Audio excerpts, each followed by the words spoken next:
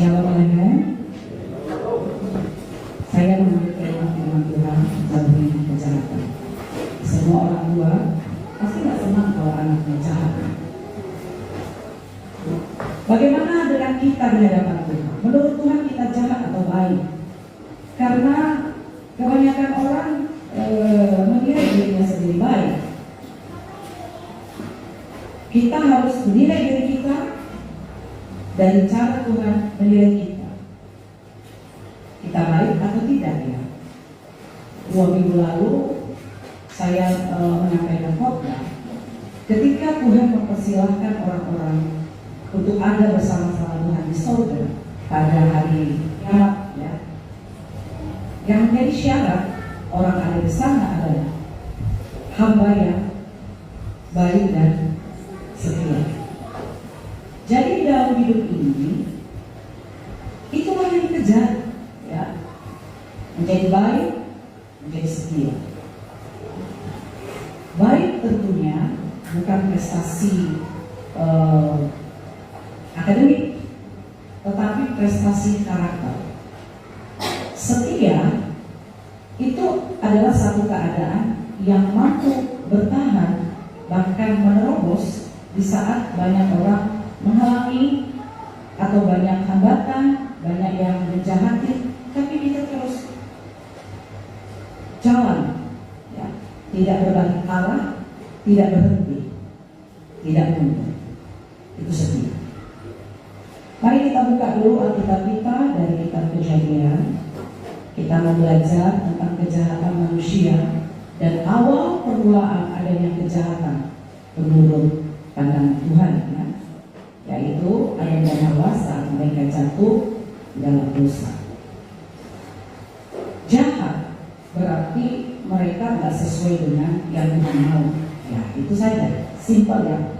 Walaupun kalau dijabarkan itu bisa banyak atau luas pengertiannya. Tapi intinya apapun yang tidak sesuai dengan hati Tuhan jahat. Sekarang Tuhan, coba lihat diri kita, orang jahat atau orang baik kan? Ketika banyak hal yang tidak sesuai dengan firman Tuhan, cara berpikir kita, cara pandang kita, ya, cara kita bersikap, menurut kita, apakah kita ini orang baik di mata Tuhan? Kita harus berusaha untuk menjadi orang baik, karena kita lah yang akan berbahagia. Walaupun hari ini bisa menderita, di bumi ini bisa menderita, karena banyak orang menjahati kita, menfitnah kita. Kita berbuat baik dan dibalas kejahatan, air susu dibalas dengan air tuba, itu banyak sekali. Tapi hal-hal yang demikian jangan menghentikan kita untuk menjadi orang baik. Katakan amin.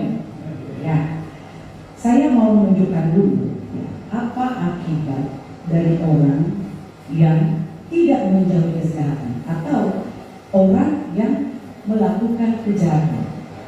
Kejadian 3 ayat 23. Ini satu perikop yang berjudul kejatuhan manusia dalam dosa. Kita langsung di ayat 23. Di sana dikatakan, lalu Tuhan Allah mengusir dia dari tanah ini, supaya ia mengusahakan tanah dan mana dia diambil. Jadi yang pertama yang dialami oleh orang-orang yang berbuat jahat, orang-orang yang tidak menjauhi kejahatan, dia dijauhkan dari kebahagiaan. Ya, tidak ada kebahagiaan.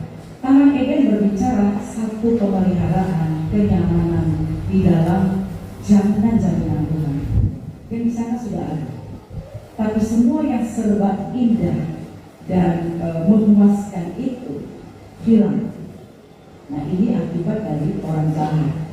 Jangan pikir orang jahat itu beruntung. Contoh begini, saya selalu berkomunikasi dengan anak saya walaupun mereka merantau. Tadi malam saya bertelepon dengan Rosaka. Dia bilang, "Mah, ada yang nawarin aku kerja jadi driver hotel dan aku dikasih mobil untuk dipegang." Dia tanya sejauh mana kalau pernah nyetir, dari kelas berapa kau pernah nyetir, gitu ya.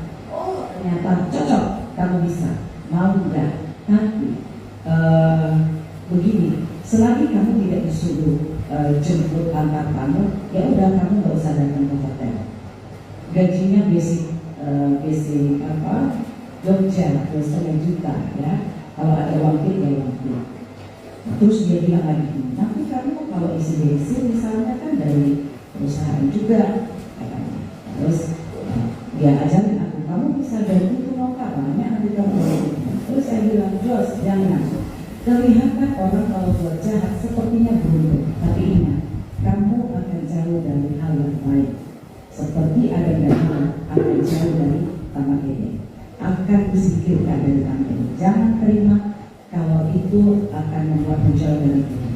Pertimbangkan, iya, doakan, iya.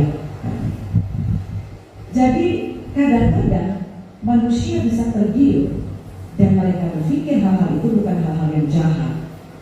Kan kita kan nggak membunuh orang, kita hanya berpikir gitu. Ya kalau kita dapat uang masuk ya toh di mau kok perusahaan ya kalau nggak tahu yang jelas kan dia akan keberatan gitu. Kita pikir itu bukan hal yang jahat. Apapun namanya, hal-hal yang namanya tipu-tipu, pokoknya itu nggak sesuai dengan firman. Itu adalah kejahatan, mengambil barang-barang dari perusahaannya, ya nggak boleh. Kalau mau ya disuruh dong, apa gitu? Itu kejahatan. Banyak hal terlalu luas yang saya mau sampaikan. Efek pertama dari orang ketika dia ada dalam kejahatan, ketika dia tidak menjauhi kejahatan, tadi kan ada tawaran untuk berbuat jahat, begitu. Ketika tidak menjauhi kejahatan, ketika benar-benar hidup dalam kejahatan, yang pertama dia diusir dari taman ini, seperti Adam dan Hawa. Dan itu berlaku untuk semua manusia. Ya. Sampai akhir zaman, kita diusir dari kebahagiaan, kenyamanan, jaminan pemeliharaan, satu keadaan yang sangat baik, itu jauh diusir dari keadaan baik ini. Tentunya kita tak mau. Maka dengan pemahaman kita akan resiko yang terlalu besar tentang kejahatan ini, saya harap kita akan berhenti berbuat jahat, berhenti berbuat curang, berhenti melakukan segala sesuatu yang tidak sesuai dengan firman. Yang kedua, apa akibat kalau kita hidup dalam kejahatan? Kalau kita tidak menjauhi kejahatan. Yang kedua, dia kalau punya keturunannya pasti berantem. Berantem. Itu efek dari kejahatan. Kalau kau seorang laki, anak-anakmu gak akan pernah akur. Itu efek dari dosa. Mulai sekarang lihat anak-anak kita. Mereka berantem itu jangan serta-merta langsung mereka dihakimi. Coba pikirkan, apakah kita sebagai orang tua perlu bertobat dulu? Ya. Kejadian 4 ayat 6. Saya baca sampai ayat 7 ya. Perhatikan. Firman Tuhan kepada Kain, mengapa hatimu panas dan mukamu murung? Apakah mukamu tidak akan berseri jika kau berbuat baik? Jadi dia udah gak baik ya. Tetapi jika kau tidak berbuat baik, dosa sudah mengintip di depan pintu. Ia sangat menggoda engkau, tetapi engkau harus berkuasa atasnya. Ayat 8. Maka kata Kain kepada Habil adiknya, marilah kita pergi ke padang. Ketika mereka ada di padang, tiba-tiba Kain memukul Habil adiknya, lalu membunuh dia. Bukan hanya bertengkar dulu sampai membunuh. Ya, coba kita merenungkan, ini sangat fatal. Saya mencari akar persoalan atau pengalaman pertama dari manusia pertama di bumi untuk menjadi pembelajaran bagi kita. Sangat jelas bahwa dosa yang dilakukan Adam dan Hawa, walaupun anaknya tidak diajari berbuat dosa, walaupun anaknya tidak diajari bertengkar, walaupun anaknya tidak diajari untuk sirik-sirikan, walaupun cemburu si Kain dengan persembahan Habil, walaupun anaknya tidak diajari membunuh, tapi ya buah dari kejahatan itu mengalir kepada keturunan kita. Oleh sebab itu kita berbahagia kalau punya orang tua yang sudah bertobat. Ketika kita punya orang tua yang perlu bertobat, saya sarankan supaya kita mengcover diri kita, sehingga kita kita bisa aman dan bisa selamat dari kutuk dosa yang menjadi bagian dari orang tua. Itulah akibat dari dosa. Dosa itu berkembang. Kejahatan itu semakin rusak, semakin parah di dalam kejadian ayat ini. Di sana dikatakan, ketika dilihat Tuhan bahwa kejahatan manusia besar di bumi dan bahwa segala kecenderungan hatinya selalu membuahkan kejahatan, semata kecenderungan hatinya selalu membuahkan kejahatan semata-mata. Ketika dosa itu tidak dipatahkan, ketika dosa itu tidak disingkirkan dan kita berjuang untuk berjalan sesuai dengan maunya Tuhan, itu dosa itu berkembang biak, ya, bertambah parah. Lihatlah dunia ini. Dunia ini gak semakin baik. Kejahatan itu semakin aneh-aneh. Saya melihat kemarin di TikTok ada anak yang mau bunuh orang tuanya, masih usia SMP, mau dibunuh yang mamanya karena minta skincare mamanya diatasi, karena skincare. Ini zaman aneh. Kalau bagi ibu baru pulang teman, itu saya pengalaman saya. Beda kan? Mungkin sesama wanita itu kalau ngomong nyambung gitu ya. Bukan berarti kalau cowok kita nggak sayang, itu saya itu. Tapi bagi saya secara pribadi Boru itu adalah sahabat tuh, kompak ya sama Boru. Itu saya. Dan kebanyakan orang begitu seperti itu. Jadi kalau misalnya saya bertelepon sama Yosafat, saya bertelepon sama Jonathan, ya kita bertelepon, kita rindu gitu. Tapi ketika bertelepon sama Boruku gitu ya, itu beda. Kemarin dia bilang, "Ma, besok aku libur," kata Boru saya, sahabat Desi. Nah, temanku nanti mau datang, kan sama-sama berangkat dari datang gitu, yang sama-sama satu les. Kita mau ketemuan, ada mau jalan, karena libur kami ketemu gitu. Karena mereka kerjanya cuma 5 hari doang ya, 5 hari doang. Di zaman itu tidak ada sistem libur, tidak boleh. Tidak ada. Jadi mereka hanya 5 hari kerja. Jadi ketemu lagi libur mereka ini, mereka mau datang. Terus mama bilang, "Mama juga besok libur ya kan?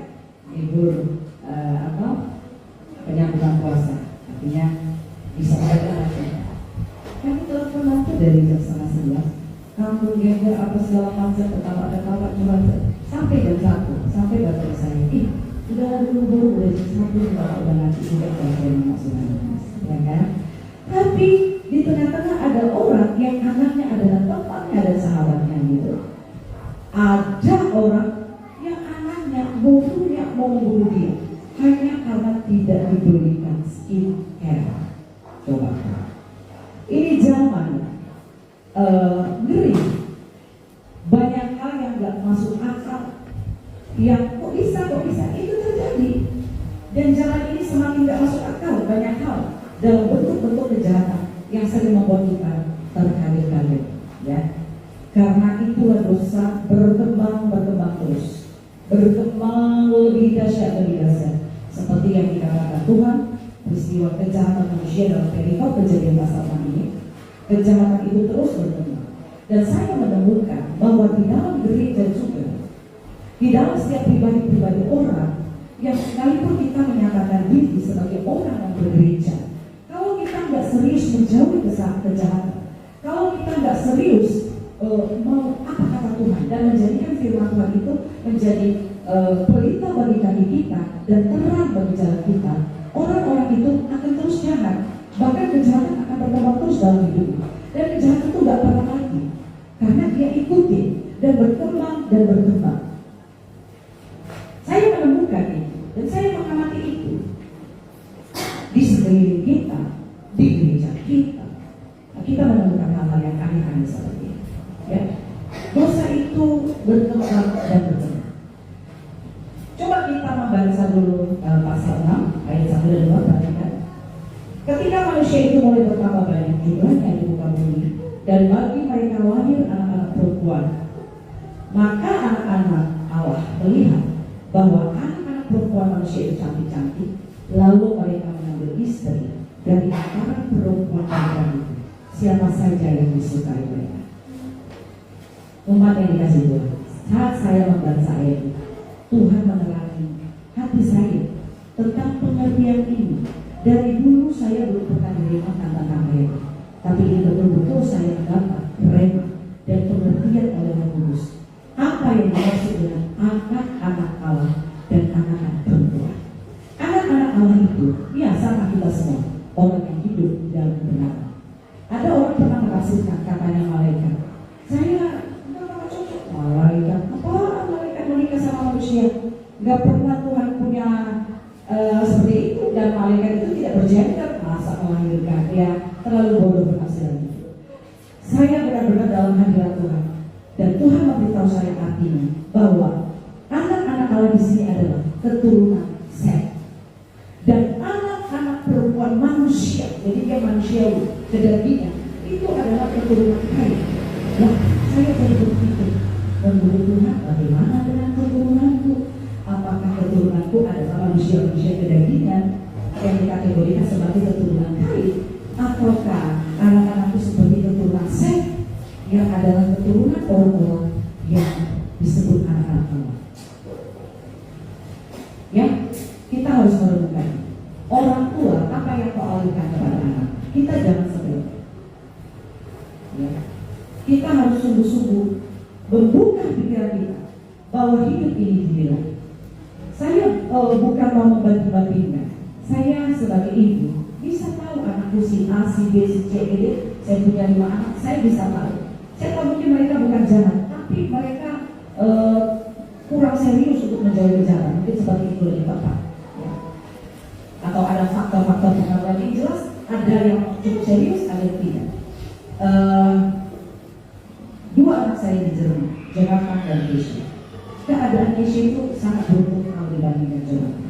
Mungkin kalau dia mengenal diri akan apalah. Tapi memang kita akan menuai apa yang kita tahu. Maka Jonathan mulai dulu karena dia ada di desa, tapi puji Tuhan dia sudah pindah ke satu tempat pariwisata. Dia request semua sudah berjalan dengan baik, dan sekarang ada sudah happy. Tapi Tuhan tahu bahwa Jonathan ini perlu diproses dulu dengan keadaan di sana.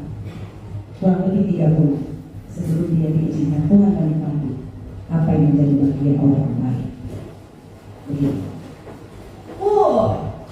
Sampai dia bilang, bosku ini emang begini, bogor begini, kali bilang itu proses Tuhan. Enggak mau laku, aku mau cari nanti 4 tahun lalu, pulang dulu ke Batam. Dan nanti di TikTok, kan gitu. Semua itu kita alami sesuai dengan keadaan kita. Saya bilang Jonathan bangun, saya berdoa Tuhan supaya dia mengerti. Saya sampai puasa 3 hari untuk dirawat Jonathan, supaya dia mengerti keberkahan Tuhan, supaya mengerti proses Tuhan.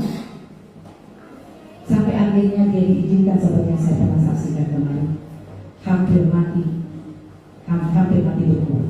Ya, saya pernah saksikan. Setelah itu dia bilang, ya Tuhan baik. Setelah itu Tuhan bekerja. Makanya Bapak Ibu, ya, yuk taburkan kebaikan, doa-doa dan puasa buat keturunan kita. Oke? Di Kejadian pasalnya yang ayat yang ke-26, perhatikan. Lahirlah seorang anak laki-laki bagi Set juga, dan anak itu dinamainya Enos. Waktu itulah orang mulai memanggil nama Tuhan. Jadi setelah Adam dan Hawa jatuh dalam dosa, ya, si Kain tinggal satu-satunya anaknya sebelum lahir si Set. Ya, perhatikan baik-baik. Saya sedikit menjabarkan, ya, sebagai pengertian. Tapi kan masih kita dan keturunan kita. Jadi ada dan Hawa kan punya 2 anak. Satu udah dibunuh tuh sama si Kain. Tinggal si Kain seorang diri. Beranak cucu masih Kain sampai dia punya 5 generasi. Artinya dia punya cucu, cucunya sudah punya cucu,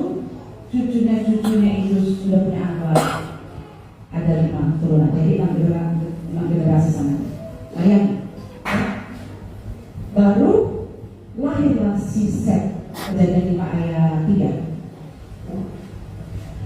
Setelah Adam hidup 130 tahun, ia memperanakan seorang anak laki-laki menurut rupa dan gambarnya, lalu memberikan nama Set kepadanya. Ya, jadi sudah lagi si Kabil, si Kain sudah berapa? 7, cucunya sudah bercucu, cucunya itu sudah ada anak lagi, 5 generasi. Jauh kali berarti kan? Baru lahirlah ada si Kain lagi, begitu. Misalnya kalau saya, misalnya Joben di bulan September, diberkati Tuhan lagi 10 tahun baru lahir si Kain. Ini bukan 10 tahun lahir selesai. Setelah bercici bermamah sampai 5 tahun baru lahir Set. Dan sejak Set ini lahir, ada sesuatu yang berbeda. Set melahirkan seorang anak bernama Enos. Sejak itulah orang memanggil Tuhan. Bayangkan orang gak manggil Tuhan, Kain sejak dia membunuh, dia tidak pernah hidup dalam kebenaran. Karena orang-orang yang dalam kebenaran manggil Tuhan saja tidak kan. Setelah lahir Enos, anaknya Set, baru orang memanggil Tuhan. Bayangin itu kacau balaunya keturunan si Kain. Dan keturunan si Enos itu banyak sekali dijabarkan di situ ya. Sampai kepada Henok juga keturunannya, Henok yang naik ke surga ya. Yang diangkat Tuhan, kemudian keturunan si Set juga adalah Nuh, itu keturunan Set. Jadi semua keturunan Set itu orang-orang yang bertobat itu ya, karena mereka sudah memanggil nama Tuhan. Katakan mungkin ada yang error sedikit, tapi Tuhan menganggap ini adalah keturunan ilahi ya, karena mereka memanggil Tuhan, hidup dalam kebenaran. Bahkan salah satu dari keturunan Set ini Henok sampai diangkat Tuhan ke surga. Salah satu keturunannya Nuh itu bisa bertahan di tengah-tengah dunia yang hancur. Pikirkan apa yang terjadi sama keturunan kita. Apakah mereka adalah keturunan yang akan bertahan di tengah-tengah dunia yang menghancurkan, atau mereka menjadi keturunan yang menghancurkan dunia? Karena yang terjadi dengan keturunan Kain adalah bahwa Kain menghasilkan keturunan yang tidak hilang. Jadi dalam terjemahan saya, pengertian saya ini benar atau tidak, saya buka terjemahan. Ternyata tepat sekali. Karena di dalam terjemahan Ibrani, bahasa yang dipakai dengan keturunan raksasa, ayat 4. Pada waktu itu orang-orang raksasa ada di bumi, dan juga pada waktu sesudahnya ketika anak-anak Allah menghampiri anak-anak perupa manusia, kawin campur antara orang rohani dan orang tak rohani, antara orang ilahi dan orang yang tidak ilahi. Kawin, cegah anak kita jangan menikah dengan orang-orang yang tidak bertobat. Karena apa? Menghasilkan keturunan raksasa. Raksasa di sini tidak berbicara tentang budi yang gede. Saya betul-betul menggali, karena Tuhan tidak akan masalahkan dong kalau bodi yang gede. Ngapain dunia dihukum karena bodi gede? Kata raksasa itu dari bahasa Ibrani Nephilim, itu bisa dua pengertian. Raksasa dalam bodi yang gede, tetapi raksasa dalam kebinasan karakter yang bobrok. Mereka menjadi orang yang ganas dan sembrono. Keganasan yang sembrono, penindas, tidak beriman, pembantai, kejam, keras. Itulah keturunan dan menghasilkan dari kawin campur orang-orang yang ilahi dan orang-orang yang duniawi, menghasilkan anak-anak yang bejat karakter, yaitu raksasa karakter ya, yang beringas, yang memakan orang seperti dia secara karakter kejam. Makanya kita harus serius juga untuk mendoakan jodoh anak kita ya. Alkitab mengatakan, apakah hubungan antara pasangan antara kegelapan dan terang? Gak ada. Makanya yang kecenderungan jatuh yang mana? Kalau satu dianggap orang di dalam jurang, itulah orang tak bertobat. Yang di atas adalah orang bertobat. Katanya, iya nanti aku menolong dia supaya dia bertobat. Ya puji Tuhan kalau bisa ditolong, tapi kecenderungan yang jatuh di atas pasti. nggak mungkin. Ya yang terjadi di Bangladesh di bawah. Nah ini terjadi sebelum Tuhan mendatangkan Ayub. Tuhan melihat bahwa anak-anak keturunan ilahi yang sudah memanggil Tuhan, yaitu di zaman Enos, itu karena cantik saja, gara-gara pokoknya mereka mengambil saja sesudah hatinya. Ayat 2 coba, maka anak-anak Allah melihat bahwa anak-anak perempuan manusia itu cantik-cantik, lalu mereka mengambil istri dari antara perempuan-perempuan itu. Siapa saja yang disukai mereka? Siapa saja yang disukai mereka? Mereka tidak tanya lagi sama Tuhan gitu. Kita tahu pengalaman ini menjadi pengalaman yang sangat sakral di suku Israel, sampai dibilang nggak boleh orang Israel menikah di luar orang Israel. Karena yang dilarang di situ bukan kawin campur secara suku, tapi karena orang Israel itu beda Tuhannya sama orang yang tidak Israel. Misalnya orang Mesir, kan itu yang kecelakaan Salomo, dia menikah sama anak raja Mesir yang lain. Jadi kita harus pertama-tama ya jauhi kejahatan kita masing-masing. Jauhi kejahatan kita masing-masing. Kalau kita punya pasangan hidup yang tak bertobat, sebut nama anak usia hari lahir. Itu cara menjaga. Ya, sebut siapa. Saya berkali-kali bilang ada ibu ketika bercerita tentang anak. Jadi zaman sekarang ini tidak bisa kita ikat anak kita itu. Mana tahu? Oh, kita pegang kendali kayak mengendalikan hewan gitu. Tidak bisa. Tapi satu-satunya jalan kita doakan mereka. Ya. Saya percaya setiap doa yang dinaikkan itu tidak akan sia-sia. Apalagi doa yang dinaikkan dengan merendahkan diri, bersungguh-sungguh di kaki Tuhan. Ya. Tuhan akan memberkati. Saya sudah melihat apa yang dialami anak saya jujur. Keadaannya ya, dia sudah lebih tenang, dia happy. Saya buka Instagramnya, bagaimana dia ini yang saya lihat terus status-status itu berubah. Tapi walaupun begitu, ya itu masih proses Allah Tuhan mau memberkati dia. Tapi kalau Keisha itu sudah sangat enak. Ya. Kemarin bertelepon saya bilang sama bapak, walaupun anak-anak itu kerja, paling pantang sama saya minta, lagi itu pantang. Biarkan mereka mengumpulkan modal untuk diri. Mungkin setelah dia setelah tahun dia bisa beli rumah, dia bisa apa, berusaha. Itu prinsip saya dengan saya. Tapi kemarin ini share telepon saya, aku udah gajian, gaji pertama. Iya, kenapa dapat sekian? Masih banyak. Tante bilang dulu ya, harus kalau di sini mau ngapain, mau modal, kan cuma nanti begini masih sedikit sama banyak mau. Kalau dikasih mau, tapi kalau minta nggak mau. Nanti berkirim aja. Cuma ini kan pakai mobile banking, beda orang Jerman belum ngerti aku pada bahasa Jerman sini. Nanti berkirim sekian, ya untuk masa makan yang nama. Kan dari pangkat ini bisa beli satu itu bagi sih. Jadi begitu. Saya bilang sama si Keisha, doakan terus abang ibu ya.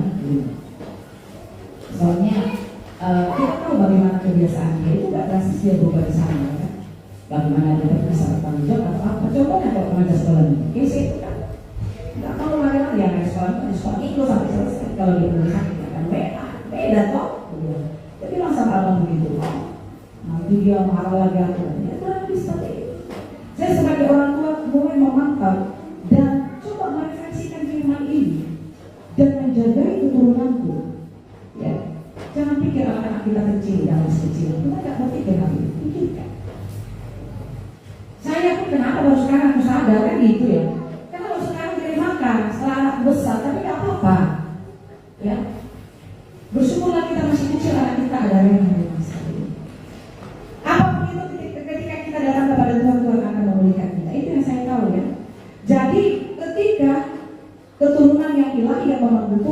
keturunan Set ini menikah karena hanya karena cantik, kawin campurlah antara orang bertobat dengan orang bertobat, lahirlah keturunan-keturunan yang kejam. Akhirnya semakin berkembanglah kejahatan, berkembang terus. Sampai Tuhan bilang kayak gini, ketika dilihat Tuhan bahwa kejahatan manusia besar di bumi dan bahwa segala kecenderungan hatinya selalu membuahkan kejahatan selama-lamanya, maka menyesallah Tuhan bahwa Ia telah menjadikan manusia di bumi, dan hal itu memilukan hati. Resiko dari kejahatan yang kita hidupi begini mengerikan. Jangan. Resiko dari tidak serius menjadi kejahatan. Ya, kenapa saya bilang tidak serius? Ya, dia nggak berbuat jahat karena nggak ada yang menggoda. Dia nggak berbuat jahat karena nggak ada tantangan. Tapi begitu ada godaan, ada tantangan, dia langsung berbuat jahat. Itu kan tidak serius. Coba kita serius dong menjauhi kejahatan. Karena dampak ini mengerikan. Coba ketika Adam dan Hawa keluar dari taman ini, satu badan yang bersama, itu keadaan yang betul-betul mengagetkan dan sangat gak enak lah. Ya, jadi apalagi kalau buntut-buntutnya, kalau Tuhan datang kita beneran kan itu. Jadi bertobatlah, ya, jangan keraskan hati. Saya seringkali diingatkan Tuhan tentang panggil. Saya bilang, jujur masih awal si bisnis saya itu saya kasih Tuhan. Jujur. Diingatkan Tuhan lagi saya panggil. Saya sampai 3 kali kan Tuhan puasa dan Tuhan sampaikan tentang ini. Sebelum kedatangannya saya pernah cerita. Ya udah aku udah kasih visi sama kerjakan.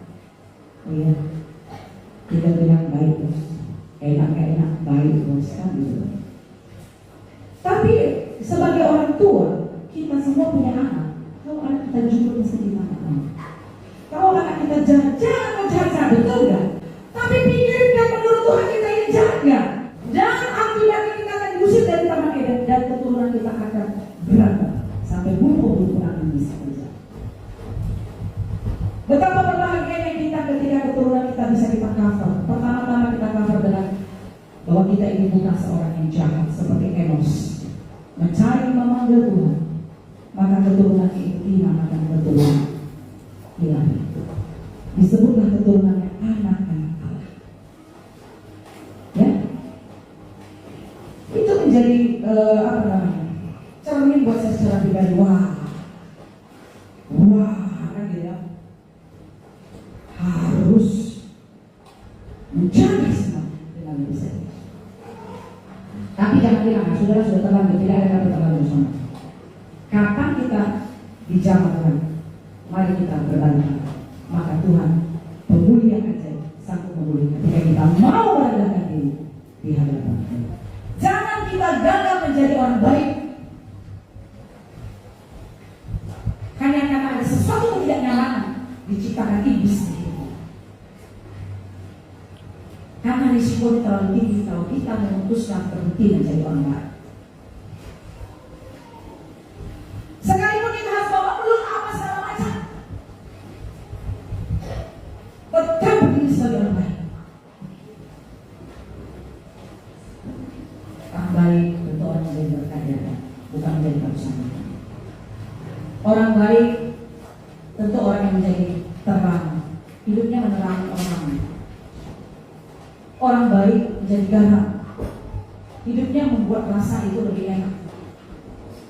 Ya, makanan itu kalau nggak ada garam, walaupun David orang pas. Tuhan bilang kamu jadi terang ini, kamu harus menjadi garam. Serius ya, benar. Itulah orang baik. Orang baik dia menjadi berkat, dia menjadi terang, dia menjadi garam.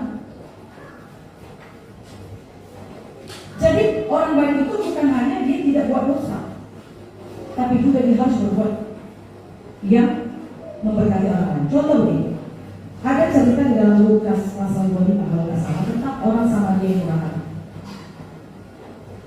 Orang Farisi itu merasa orang Farisi yang lewat dan Lewi yang lewat, ya imam dan Lewi yang lewat melihat ada orang yang sekarat di tengah jalan, jadi ceritanya ya kan, mereka lewat aja dan mereka berpikir itu nggak salah, tapi di mata Tuhan itu salah.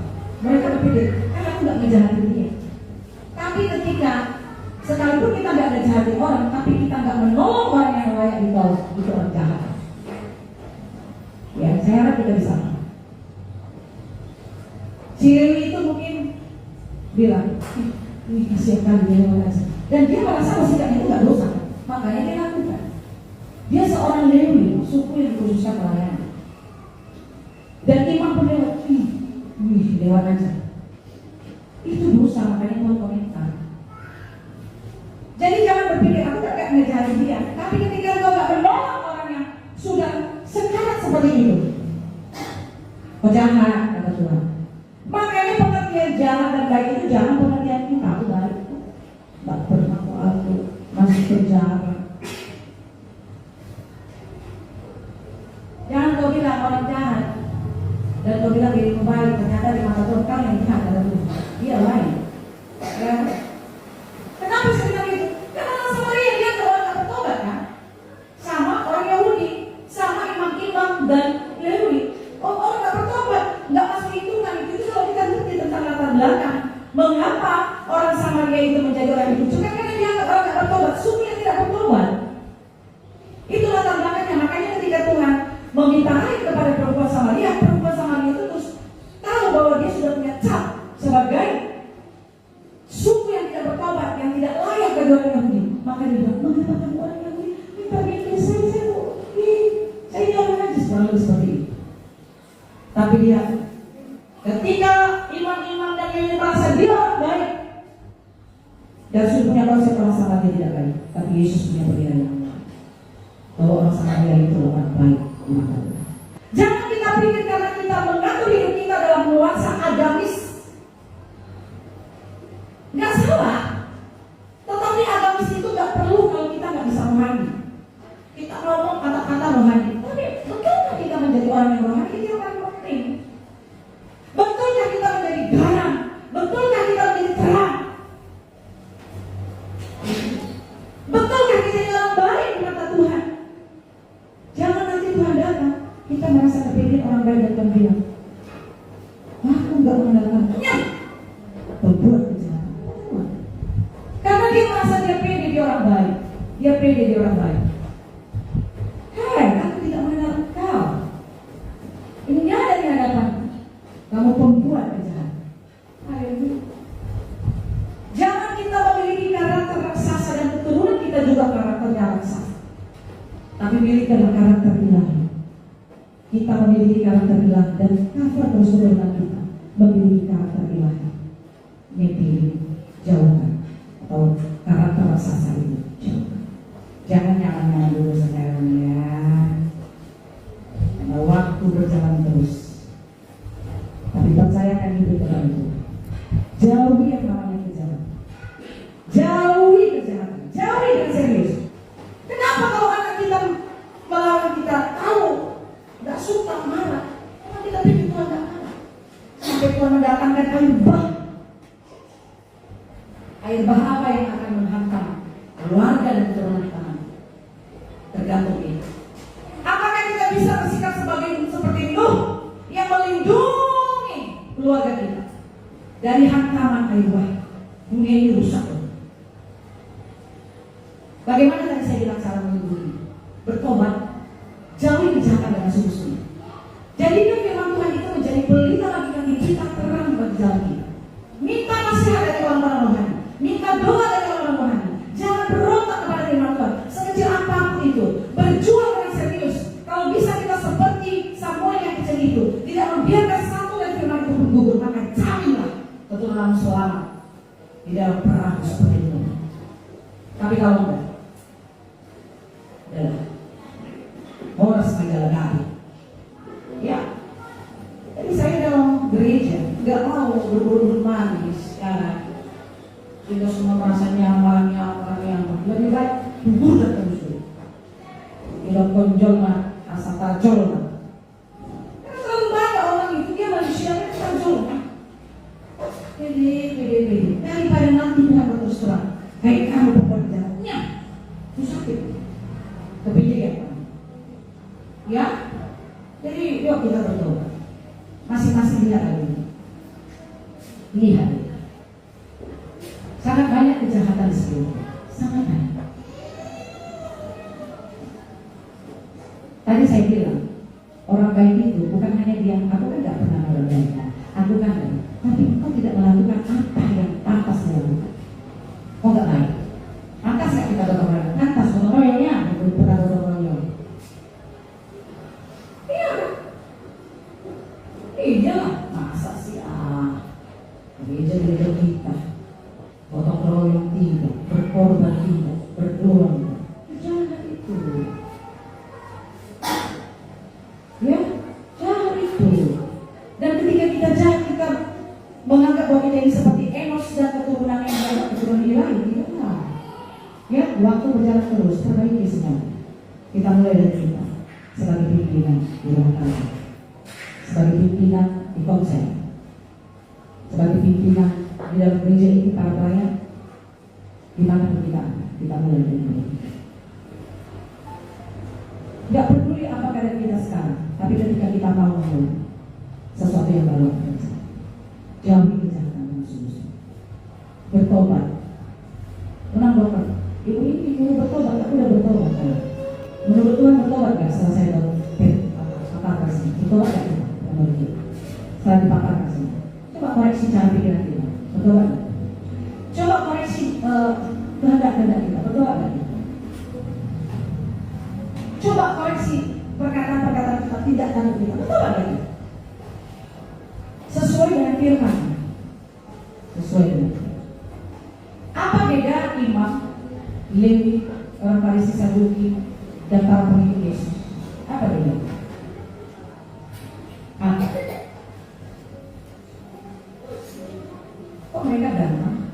Ya kan? Pengikut Yesus merasa keturunan Abraham. Orang Farisi Saduki Lewi merasa keturunan Abraham, dan mereka juga merasa Yesus. Apa yang saya maksud? Jangan kita cukup merasa puas dengan bersikap agamis, tapi kita harus berjuang menjadi orang baik sampai Tuhan berkata, sabarlah kau hai hamba-Ku yang baik dan setia. Engkau layak untuk turun dalam kebahagiaan. Tapi yang harus kita diberkati. Saya percaya diberkati di bumi ini dan juga nanti di kedatangan. Sungguh-sungguh yang tidak berdoa. Jangan tiru sikap bangsa Israel. Giliran kejepit Tuhan bertobat, dikasih Tuhan jawaban, bertobat sebentar, kambuh lagi, macam sakit seumur hidup. Ya, kita kalau punya sakit jasmani, pun kita nggak suka kalau sakit jasmani kita seumur hidup. Bulan-bulan kalau bulan-bulan juga kita nggak suka. Tuhan nggak suka tidak seperti itu. Penyakitan, sebentar penyakitan, secara rohani, nggak diurus rohaninya. Nah, serius dulu, serius. Saya membuat postingan juga, saya bagikan dari buku tadi. Kalau kita menemukan orang-orang yang berekspresi rohani terlalu banyak, no? Betul nggak?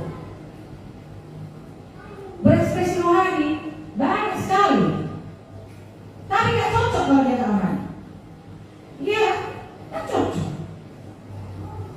Contohnya ini, kalau ada seorang laki-laki berekspresi seperti wanita, nggak cocok. Atau wanita berekspresi laki-laki, bagaimanapun ada. Kalau dia normal ya, kecuali kalau yang ada bencong-bencongnya atau tombol-tombolnya, yang normal tuh, atau sonima, nggak cocok. Hari-harinya dosa melawan firman, berekspresi orang itu nggak cocok. Dan bukan hanya nggak cocok, itu nggak benar di mata Tuhan seperti orang Farisi, Saduki, ayat 5 kita semua. Dan sebaliknya, saya percaya kalau orang itu adalah orang-orang rohani, dia nggak akan sanggup berekspresi dari percaya. Misalnya, dilihatnya raja di situ, atau letak-letak yang terang, udah pulang semua tidak ini. Ini ya kalau orang rohani ya, oh nggak rohani. Kalau orang dia nggak rohani, wah kejahatan bisa muncul bukan karena dia pelaku, tapi karena ada kesempatan. Oh, kesempatan. Maksudnya benar loh, handphone itu. Bukan itu handphone nggak mau lu. Ini ada orang kantor orang. Tapi saya percaya kalau orang rohani dia nggak bisa berekspresi seperti ini, nggak bisa benar. Terus ini menolak nih. Waduh, ini handphone siapa? Langsung dipotong. Ada tadi yang ketinggalan handphonenya ya, dipotong itu. Amin. Itu tunjukkan kamu berekspresi rohani dengan betul-betul rohani. Nggak mungkin orang rohani sanggup berbuat dosa. Nggak mungkin.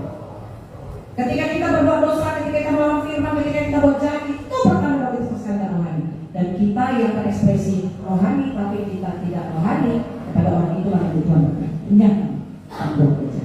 Tentunya kita nggak mau menjadi orang-orang yang ditolong. Saya masuk dalam perlindungan lagi begini. Tuhan, itu ditolong pada saat di surga nanti, apa di bumi Tuhan pernah nggak menolong? Saya teringat tentang Saul ditolak sampai Nabi, bayangin ya. Saya ini masalah kejahatan. Sampai si Saul tarik jubahnya, nggak mau dia mau pernah sampai koyak. Seperti itu kerajaan terkoyak. Sampai Samuel mati, praktek lagi. Sampai Samuel mati dia nggak ketemu lagi sama Saul. Benar-benar sudah ditolak. Jangan kita menjadi orang yang ditolak. Jangan keturunan kita menjadi orang yang ditolak. Apa-apa tertutup. Langit itu kayak batu. Perbaiki dulu. Pertobatan sesuai yang dimintaan kita. Yohanes pernah bersaksi berkata begini. Kamu kira kamu bisa melarikan diri dari hukuman yang akan datang? Ketika banyak orang berbondong-bondong buat Farisi, ahli Taurat, sebenarnya kamu dibaptis loh. Tapi Yohanes dalam kenabiannya, kalau dia kenabiannya dia melihat kalian mau dibaptis, tapi kalian bertobat. Bertobat apa kalian katakan? Matius 3:7 perhatikan. Tetapi waktu ia melihat banyak orang Farisi dan orang Sadduki datang untuk dibaptis, datang ke Allah, dibaptis. Kalian bertobat. Pengen aja dulu, bagus loh kalau dibaptis. Tapi hatinya tidak ada berubah. Ya. Tetapi waktu ia melihat banyak orang Farisi dan orang Sadduki datang untuk dibaptis, berkatalah ia kepada mereka, mau dibaptis nih. Ya, misalnya Pak, baptis dulu aku katanya bisa sangat mudah. Tiba-tiba kembali ngomong begini. Hai kamu semua ular budak. Siapa yang mengatakan kepada kamu bahwa kamu dapat melarikan diri dari muka yang akan datang? Jadi hasilkanlah buah yang sesuai dengan pertobatan. Nabi besar itu berkata demikian dan kalian berkata, mengapa begitu? Perkataan seorang hamba Tuhan terlalu kejam, terlalu kasar. Kadang-kadang orang tak bisa bertobat karena apa? Begitu dia ditegur dengan keras, dia bukan melihat dirinya yang perlu bertobat, tapi melihat orang yang menegur. Lihatlah sejarahnya sini. Di mata Tuhan dia orang sempurna. Karena Tuhan bilang tidak ada sebelum dan sesudah Yohanes Nabi yang akan muncul sebesar ini. Dan Nabi bahkan Yesus sendiri akan bersikap keras dan tegas kepada orang-orang yang jubul. Tahu nggak arti jubul? Dan oleh 100 hari belum bisa 100 hari hanya tahu nggak jubul. Apa itu? Contohnya mau. Ngapain datang menyerahkan diri? Bedakan dong kumpulan apa namanya sosial dengan gereja. Gereja ini harus kumpulan orang-orang berdoa. Kumpulan sosial dan kumpulan orang yang mengumpulkan dana. Ini harus bertobat di gereja. Lihat dirimu. Ya, lihat diri kita. Jangan bilang kalau sama dia kata orang iman itu. Tapi kalau yang sama dia inilah yang bagus. Begitu. Jadi mari kita memberi cara pandang. Saya percaya kalau kita dengan murni dan jujur mau fokus kepada surga, kita harus jujur bahwa kita ini sangat tobat. Karena kalau nggak ada pemilihan, kalau kita merasa kita baru pede aja gitu ya. Kalau kita merasa kita pede aja ternyata Tuhan lihat kita bobrok, nggak mungkin kita bisa berubah. Kenapa orang bisa berubah? Karena dia sadar dulu. Oh, aku ini orang berdosa, syukurnya ada. Baru bisa berubah. Ketika kita nggak pernah merasa menghindari salah, kita juga ngobrol dengan Tuhan. Ya, nggak mungkin bertobat. Belum sadar, bangkitkan dulu kesadaran. Dengan apa? Ukuran firman Tuhan, ukuran firman Tuhan, ukuran zaman Roh Kudus, kawan Kudus. Bercermin, sadar bahwa dia sangat jauh dari kebenaran, sangat jauh dari hati Tuhan.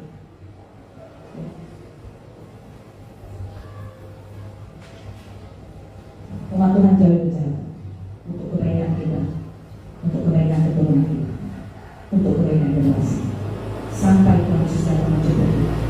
Makanya kiranya kita, orang-orang yang ada di pengembangan hidup global khususnya, yang saya berkoordinasi, karena kalian yang dipercaya untuk menemukan, bukan yang lain. 100% tidak bisa sampai ke surga. Seperti anak-anakmu 100% sampai ke surga bersama dengan nanti. Kiranya mau datang. Dengan kita mengambil sikap menjadi pelaku-pelaku firman, kita juga akan selamat dari air bah yang akan menghancurkan. Kita bisa sampai ke surga. Tuhan Yesus memberkati. Mari kita